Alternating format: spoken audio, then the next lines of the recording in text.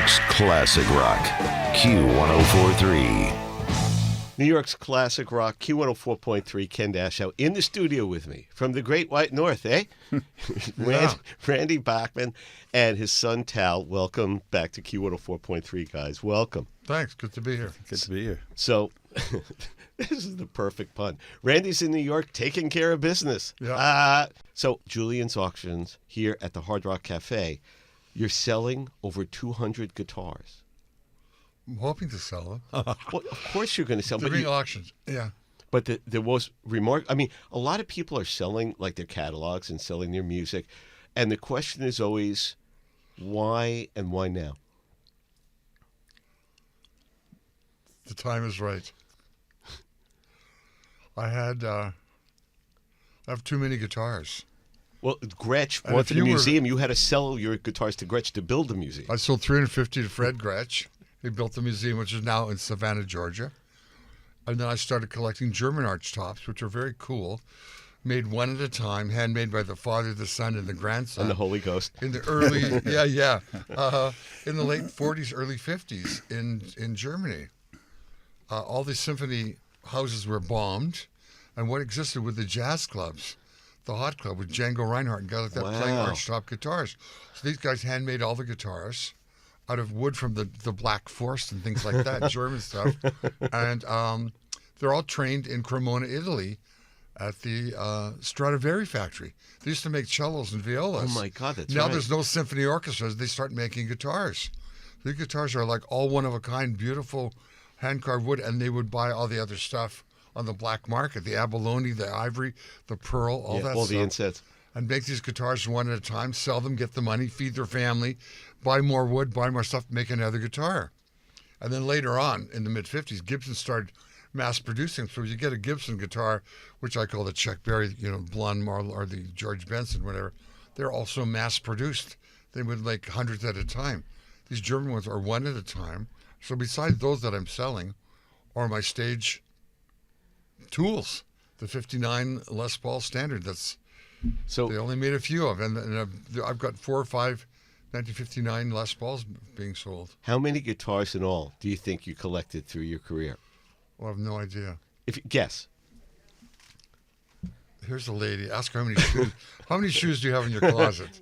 Right? You don't know. You don't know. All right, Tal, I'm going to ask you something. How many guitars do you think Dad has? Or had? Has had. Yeah, we'll has say. Well, I mean, it's got to be. It's got to be well over 1,000. Yeah. I mean, there was just a kind of a frantic guitar acquisition, a kind of hyperactive guitar acquisition thing going on, not just for years but decades. But so many, the thing is, that's not unique. So many musicians, my buddy Neil Sean from Journey just sold 250 guitars. And I said, why? He said, I wasn't even getting to the storage space anymore Yeah. where I had those guitars. Yeah. And okay, so there's always room for another. He said, our mindset is there's always room for another guitar. You're somewhere in the world in Bora Bora, you go, wow, I'll bet I'd like to play that one on a song. Well, I will say, though, in defense of that generation,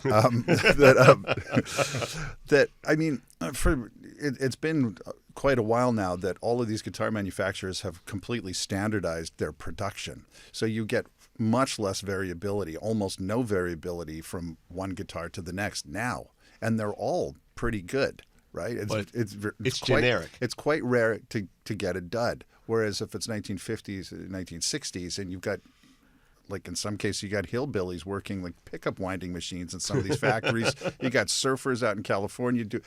They're literally hand maneuvering the chunks of wood around the bandsaw to create the bodies, and they're hand winding pickups, and there's not necessarily pickup winding counters. So at every single level of production, there is a huge amount of human fallibility, and as a result, you would get a lot more unique guitars in feel, in sound. So if you're touring the world and you got money, overflowing, and it's tax write-offs, and you see that one of a kind, yet another one of a kind, You grab it. you grab it. Yeah, it makes total sense. It's logical to me.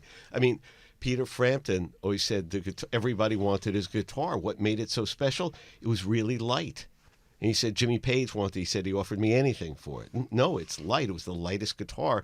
And he said, remember, you're seeing me on stage for a couple hours. And Randy, you've always said it. You're back, whatever. You've been standing and playing this thing for your entire life. Everybody I know at this point in their lives has had shoulder surgery, back surgery, arm surgery, repetitive motion, and doing all that. But, Frampton gets his guitar back after they thought it was lost. McCartney just gets the original Hofner bass back. It was sitting. I mean, you heard that story about how it got to him. The roadie gave it to Gordon Waller from Peter and Gordon, who gave it to his roadie, who left it in the attic, and they're moving Pop into the assisted living facility. And went, hey, that's not the guitar from Paul, is it? They call the auction house. Oh my God, it's the original Hofner. Yeah. I mean, priceless. That should go in the, I don't know, it's the fight of the British Museum or the Smithsonian or the Rock Hall of Fame. So the thing is, you have that guitar, the guitar that was stolen, that was missing for all these years, the American Woman guitar. Well, the Gretch one was stolen. The American Woman I've had all the time. You've had the American Woman guitar? Since 1967. Right. So the taking care of business guitar. That was the Gretch 6120. Got it back 2 years ago from a guy in Tokyo. Which is the wildest story. Do you mind telling it one more time? How he got this guitar back is amazing. Well, it was stolen in 1976 after a recording session with BTO. The last thing I'd played on it was Looking Out for Number One. It's in the video on YouTube. Gone, stolen, lost. Search, buy every Gretch I can buy. Like, I would phone guys and say, I'll buy the Gretch if it comes in. There was no internet then. I'd fax them. They'd call me and say, we got a Gretch. Nobody wants them. We gave a guy $50 on a trade-in. We want to make 50. Send us $100. I'd get another Gretch. It's not mine. Time goes by, time goes by, time goes by. Tal and I are shut down from touring because of COVID. We start to do Friday night YouTube. We call it the train wreck. He'd bring 5 or 6 songs. I'd bring 5 or 6. We'd try to play each other's songs. They'd be full of mistakes and wrong chords, and people loved it. It was joyous. No, it was wonderful. Yeah, it was like Wayne's World. Yeah, absolutely. And in the middle of that, up pops a quote on our YouTube. I found your dad's missing Gretsch guitar. And Tal calls the guy, the guy's from White Rock, where we used to live, White Rock, BC. And the guy has done a viral search with facial recognition of frozen my guitar on Looking Out for Number One, and then Googled every Gretsch sold, orange Gretsch sold on the internet in the last 15 years.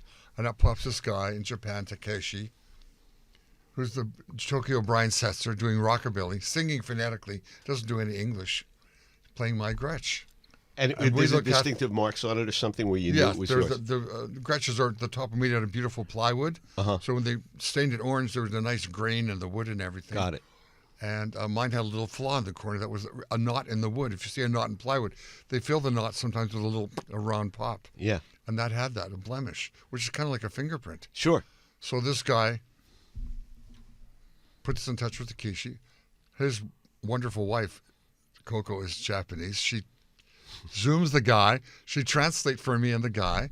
And long story short, we get another email from a guy who's the Canadian consulate in Japan, offering to do the trade. The switch of me switching with Takeshi, the sister guitar, which is 2 serial numbers off, on Canada Day. So we fly to Japan on a diplomatic mission. Get intern, because nobody can go anywhere without being tested for COVID for 2 weeks. Right. We get right in on the Japanese Canadian consulate diplomat thing, and we go there and we get the guitar back, and now I've got it at home. That's wild. Is that part of the sale? No. That stays. That guitar I learned to play on. It's the only guitar I'm taking care of business. I'm playing these eyes on it, everything out. All the Guess Who and all the stuff was written and recorded in BTO on that guitar. Wow. Is that something, because Tal, as a successful songwriter, She's So High, by the way, that's Tal's song, the monster hit. And by the way, if you ever meet Tal in person and have him do his impression of a Jewish New York music business mobster for you, I'll just leave it there because it's perfection. But I digress. But Tal, did you ever say in your career, music career forward, going, Dad, I want to use that guitar. I want to work with that guitar. I want to play it. I want to write on it. You mean one of his guitars? Yeah.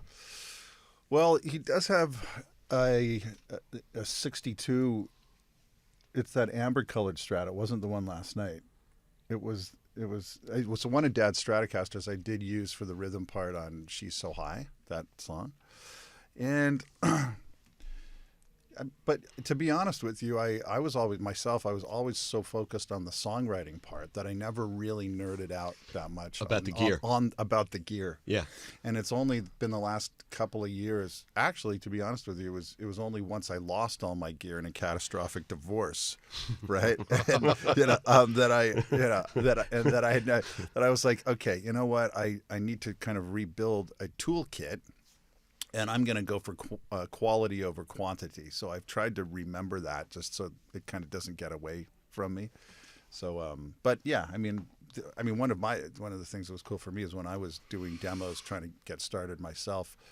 There was every guitar in the entire world available sitting in your house because of Dad. They were just literally lying around the house. In an era of guitars where Manny's music. I just went to a tribute to Harry Goldrich that we did at the Cutting Room of what he meant to the New York music, to every musician in the world. Sam Ash is closed. You want to get a guitar. You want to just fool around with one. It's terrifying and really sad that kid who's just learning that first Smoke on the Water riff or struggling to play TCB. You can't just walk into that music store on a Saturday in the corner and just screw around, which is pretty much how everybody ever started. Well, and can't really screw around with 5, 6, 7, 8 guitars, and one of them just really feels great, and that's the one, and that's the one that he always sticks with forever. And that you're right. Right. I mean, it's literally like if you could never meet a woman in real life, and you had to try to pick a future wife or something, like reading dating profiles or something. I mean, that whole experience is vanishing. And that is just crushing. That horrible Apple commercial about the iPad Pro 4 showing instruments being crushed in a machine and coming out into the iPad. And I've been saying on the air, telling the iPad to make a song is not songwriting. I haven't seen that ad. It's the worst thing. I mean, I love Apple. I love the products. I use it all the time, but you couldn't have done something more harmful in the world than saying, hey, don't learn a craft. Don't write from your heart. Tell the machine to write a song to make me cry, and it'll come up with a generic form. And that's what it did. There's no sweat. There's no blood. The story of this man's journey of how you get to be Randy Bachman, it didn't come from, a program. It came from learning. From, as you said, I've quoted you so many times when we talk about the Beatles. When you said, "Hey, do you ever have?" They always get asked, "Do you have a formal musical education?" And you always said, "Yeah, I bought Beatle records." Yeah. And that was it. You think with the Hofner bass, as our friend Billy J. Kramer said, "Why did he buy the Hofner?" It was the cheapest one. It was the one you could afford. Mm-hmm. And then the whole world buys that bass. Right. I just got one. Well, I've had it many, many years. Just got it back out of storage. I use it on every demo. Do you really? It's just the greatest bottom you could put on a record. And Paul's the one who said it. I played up a lot. I learned to go up the strings because it would go out of tune a lot if you played it all the way down. Yeah. So a lot of times he was always walking up the neck to try to get through a song without trying to retune. This is the mechanics of it. So Randy and Tal, the auction is this weekend. That's the 29th and 30th of May. Okay, so it's the middle of the week. So we want everybody at home on their TV. So can you, if people listening now, hey, if I wanted to buy a Randy Bachman guitar, I could just go on the auction and JulianAuctions.com, and it's going to be at the Hard Rock Cafe here in New York. Also be live on Julian Auctions for 2 days. I mean, there's 200 guitars. Did they give you an idea of what you could expect to get? Because that's what I always get here in radio is it's expected to fetch 400,000. It's expected to get. Do they tell you that? No. But they're famous guitars. Yeah. Like the American Woman guitar, the two Strats that were all BTO, Let It Ride, You Ain't Seen Nothing Yet, the Taking Care of Business sound. All the BTO sounds are there. The black Les Paul that I got that was Keith Richards, that suddenly BTO got heavier on four-wheel drive, heavier than Not Fragile. We had these other, Blair and I both had black 59 from Gibson guitars, Les Pauls from the Keith Richards stable. Wow. That they took in for a fret job and never picked up again. We got those guitars. It just seems like so many people shared guitars. George Harrison would give people guitars. Yeah. And, it was like a different era, of Patty Boyd gave my friend Mark Hudson one of George's, classic, one of the acoustic guitars that he said, George told me he wrote Here Comes the Sun on this one. He I said, gave Van Morrison a guitar. You did? Yeah. Just for the hell of it? No, we were doing Upbeat, which was a show out of Cleveland, like American Bandstand with live bands. Yeah. And I was with a Guess Who. We just come back from England. It was like 1967. And Brown Eyed Girl's #1. And so we're in there doing our song, which is a Canadian hit that Rosalie was playing on Windsor CKLW, which gets all over in Ohio. And we go by a dressing room and we hear sobbing. And we go and there's this little guy. Van Morrison was very little, 5'4", like little Irish guy, like an elf. He's like a 100-pound guy. Yeah. And he's sitting there slumped over and he's kind of weeping. And we go, "What's wrong?" And he says, "Oh, I've got to go on TV in 10 minutes and do Brown Eyed Girl. They lost my luggage. I have no clothes. They lost my guitar." And Burton literally gave him the shirt off his back. Burton had a black polka dot shirt, a Dalmatian shirt. He gave Van Morrison to wear. We have a film with this. And he did Brown Eyed Girl. And I gave him a Yamaha guitar. And after the show, we didn't want to take it back. The guy had no luggage and no guitar. We gave him the guitar and the shirt. So he had Burton's shirt right off his back. Yeah, I'll give you the shirt off my back. No, literally, I will give you the shirt. That's usually a euphemism, but in that case, I love stories like that. That's wild. Okay, so last thing about, now we move on to touring. I just saw it with BTO when you were touring, when you and Tal were here early in the spring. You're coming back around in the fall. We'll see you at City Winery. But the story came out that you're going to open for Heart. Yeah. On the end of their tour. So they used to open for BTO in the 70s. So here's the story, and maybe you heard me tell it on the air, that Ann Wilson said, we were nothing. They were the big band. So when they were on stage, we were starving. We were starving musicians. We'd go into the BTO dressing room and eat all their food because every night it was like Thanksgiving, and we were looking for candy bars in the garbage. So I said on the air, and I'm saying to you now, Randy Bachman, Tal, it is your duty, your sworn duty, to make the equilibrium. You have to go steal the food out of Heart's dressing room. You have to, right? Yeah. I mean, have you talked to them? Have you? I did a show last year somewhere in Halifax, East Coast Maritime, and Ann Wilson Band was on the show. She wasn't back with Nancy. Right. They're having a Bachman Cummings moment. Well, I think it's one, with siblings, it's hard enough to keep any band together. You guys know that at all. Whenever of people I know in bands, when somebody says, "You think you'll ever get back together?" and the generic answer is, "You never know." But everybody I know says, "No." The question is, how did you stay together as long as you did? Yeah. When it's been like this for so long. But siblings, they always remember that at Christmas. You got a bicycle and they got a yo-yo. Yeah. You know what I mean? That kind of thing. But they always remember that. But especially family. You know, you and your brothers, may they rest in peace. Yeah. It's harder than ever. The Davies boys are never able to solve it. Oasis, those guys are completely nuts.